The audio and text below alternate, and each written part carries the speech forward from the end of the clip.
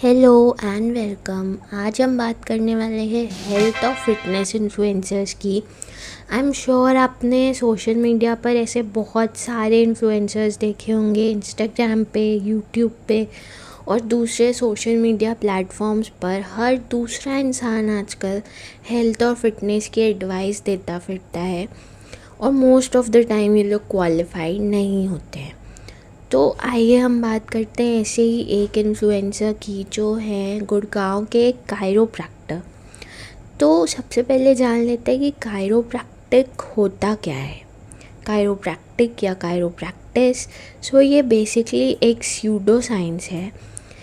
इसको जिस इंसान ने फाइंड किया था, इसके जो फाउंडर थे डी पामर, वो ऐसा क्लेम करते थे कि इसका सारा नॉलेज उनको अदर साइड से मिला है, एक ऐसे डॉक्टर से जो 50 इयर्स पहले ख़त्म हो चुका था। So that goes to prove कि ये कितना लेजिट है, कितना साइंटिफिक है। कायरोप्रैक्टिस जो है वो एविडेंस बेस्ड साइंस के बिल्कुल ऑपोजिट है और ये बहुत ही एक स्यूडो साइंटिफिक प्रैक्टिस है। ये 1890s में स्टार्ट हुआ था और जैसे कि मैंने बताया, इसका नॉलेज वो क्लेम करते थे उनको अदर साइड से मिला है। ये एक फॉर्म ऑफ ऑल्टरनेटिव मेडिसिन है जो कि, जैसा मैंने आपको बताया, इनको अदर साइड से सपने में ये नॉलेज मिली। That is so bizarre. और इस पे जितनी रिसर्च हुई है उससे ये पता चलता है ये ज़्यादा इफ़ेक्टिव नहीं है, सिर्फ लोगों को बेवकूफ़ बनाया जा रहा है इससे। इसकी रिसर्च से सिर्फ यही पता चला है कि ये बैक पेन के लिए भी पॉसिबली इफ़ेक्टिव है और आप और किसी चीज़ के लिए इसके कोई बेनिफिट्स नहीं है। तो बैक पेन के लिए हो सकता है आपकी थोड़ी बहुत मदद कर दे, बट और किसी क्रॉनिक प्रॉब्लम के लिए ये प्रैक्टिस इफ़ेक्टिव नहीं होती है। Please keep that in mind. Chronic illness के लिए कायरोप्रैक्टिस के कोई भी बेनिफिट्स कंफर्म नहीं है। ये क्लेम करते हैं प्रॉब्लम्स जैसे कि लिम्ब लेंथ डिस्क्रिपेंसी का इलाज, बट एक एडल्ट जिसके बोन्स पूरी मैच्योरिटी अचीव कर चुके हैं उसके लिए ये कैसे वर्क करेगा। अब देखते हैं हम इसके रिस्क्स। तो कायरोप्रैक्टिस के जो रिस्क हैं वो है स्ट्रोक, वर्टेब्रल आर्टरी का डिसेक्शन, फ्रैक्चर्स और even death. So this goes to show कि ये कितनी सेफ प्रैक्टिस है और ये सिर्फ़ और सिर्फ लोगों को पैसे के लिए बेवकूफ़ बनाने के लिए यूज़ हो रही है। इसकी इफ़ेक्टिवनेस बहुत कम है और रिस्क बहुत बड़े। तो ये वीडियो शेयर करिए अपने रिलेटिव्स के साथ जो बहुत अल्टरनेटिव मेडिसिन के पीछे भागते हैं और एंड में इनको सर्जरीज़ करानी पड़ती है या इनकी प्रॉब्लम सॉल्व नहीं होती है। आई एम श्योर आप लोगों को एक बेसिक फ्रेमवर्क ऑफ कायरोप्रैक्टिस समझ आ गया होगा।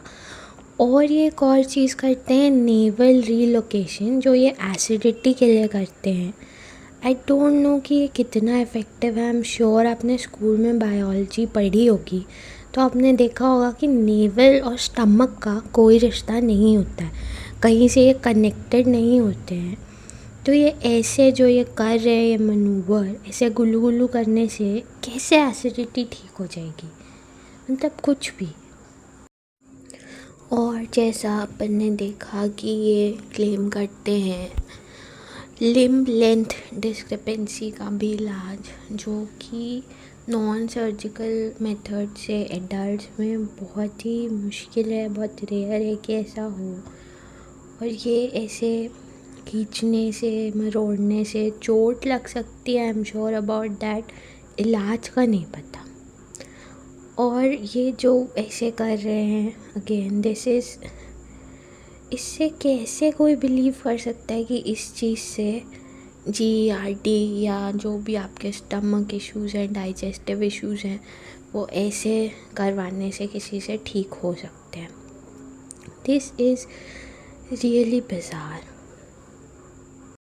आप लोग प्लीज़ मुझे बताइए, क्या आप किसी ऐसे को जानते हैं जो कायरोप्रैक्टिस के पास जाता हो या किसी को कोई बेनिफिट हुआ हो?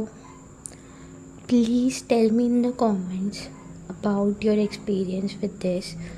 और अगर आप बिलीव करते हैं कि ये चीज़ बेनिफिशियल हो सकती है, and please do your research before going to any practitioner of alternative medicine.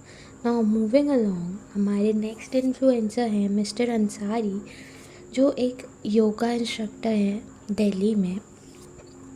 इनका क्लेम टू फेम था ये सजेस्टिव पोजेज विद वुमेन, जो कि ये मुद्राओं का, योग मुद्राओं का नाम नहीं लिखते हैं कैप्शन में, बस ये अजीब से इमोजीज रखते हैं, बताते नहीं हैं कि ये कौन सी मुद्रा है, इसके बेनिफिट्स क्या हैं।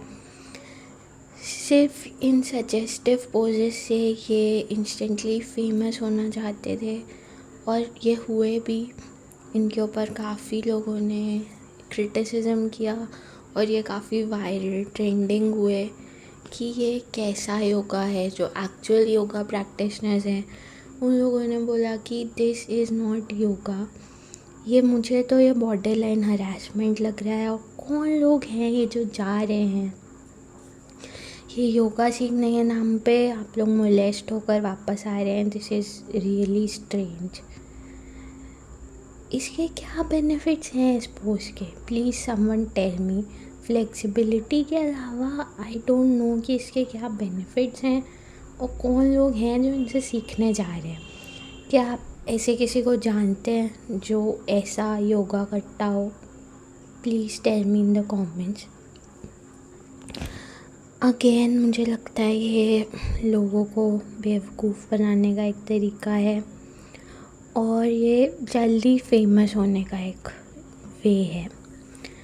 But this is really creepy and strange in my opinion. Tell me your opinion in the comments down below.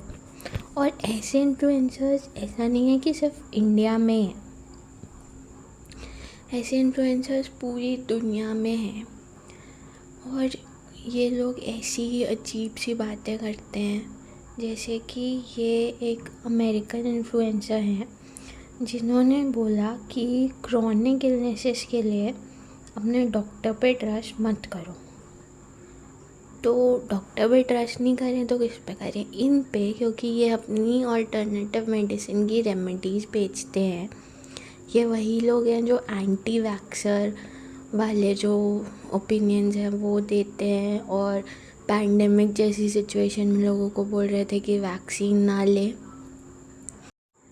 तो ये क्लियरली लोगों को रिस्क में डालना है। ये ऑल्टरनेटिव देते हैं कि मैं आपको रिलीफ दूंगा आपके क्रॉनिक इश्यूज से, और उसके लिए लेते हैं बहुत सारा पैसा। बट यूजुअली इनकी रेमेडीज़ इफ़ेक्टिव नहीं होती हैं। जो थोड़ा बहुत इफ़ेक्ट इनिशियली होता है वो प्लेसिबो होता है यूजुअली। और ऐसे इन्फ्लुएंसर्स हैं कुछ जिन्होंने वायग्रा को प्री वर्कआउट जैसे सजेस्ट किया था, अगेन जो रिस्की है और इफेक्टिव नहीं है। और ऐसे इन्फ्लुएंसर्स को मिलियंस ऑफ पीपल फॉलो कर रहे हैं और उनकी एडवाइस सुन रहे हैं, and it is very risky. Also most of the time influencers की जो फ़ोटोज़ वीडियोज़ होती हैं वो एडिटेड होती हैं। वी डोंट नो, ये लोग क्वालिफाइड नहीं है, सर्टिफाइड नहीं है। तो अगर आपको किसी कायरोप्रैक्टर के पास जाके अपना नेवल रीलोकेशन नहीं कराना है तो please like and subscribe and tell me your opinion in the comments down below. Thank you.